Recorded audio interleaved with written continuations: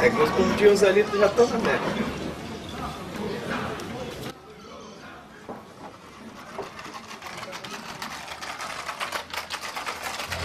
Muito bem, mais uma vez estamos aqui, já no encerramento da segunda noite do 6º Festival de Músicas Indígenas do Évari. E nós estamos aqui ao vivo.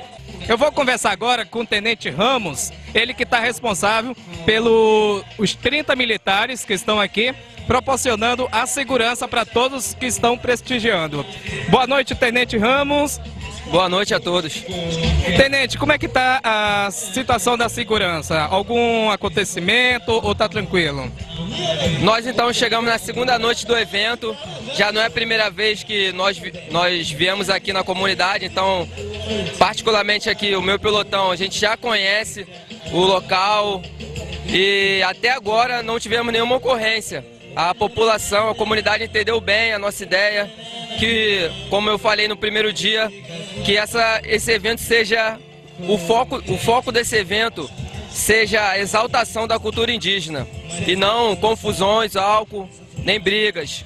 E a comunidade entendeu da melhor forma, e até agora nós estamos na perfeita situação de paz. Essa é a primeira vez que o pelotão que o senhor está comandando vem aqui, ou já é a segunda? Não, já é a segunda vez que nós viemos aqui apoiar eventos, já viemos aqui algumas vezes em patrulhamento, em situações mais operacionais, porém, assim, apoiando eventos já é a segunda vez, então meu pessoal já está bastante adestrado para cumprir esse tipo de missão. E fazendo uma avaliação da primeira agora para esse segundo evento, qual é a sua opinião? Mudou, mantém ou melhorou 50%?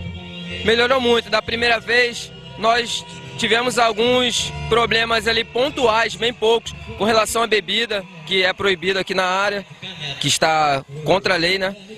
Agora, não tivemos até agora nenhum problema com situação de bebida, nem droga. O pessoal acho que entendeu bem o recado e aqui estamos do jeito que a gente quer, na situação de normalidade. Eu já tinha anunciado que era 30 militares, eu gostaria que o senhor confirmasse, são 30 militares mesmo que estão aqui ou é menos? Sim, aproximadamente 30 militares. Para ser mais específico, somos 29, contando com elementos de logística.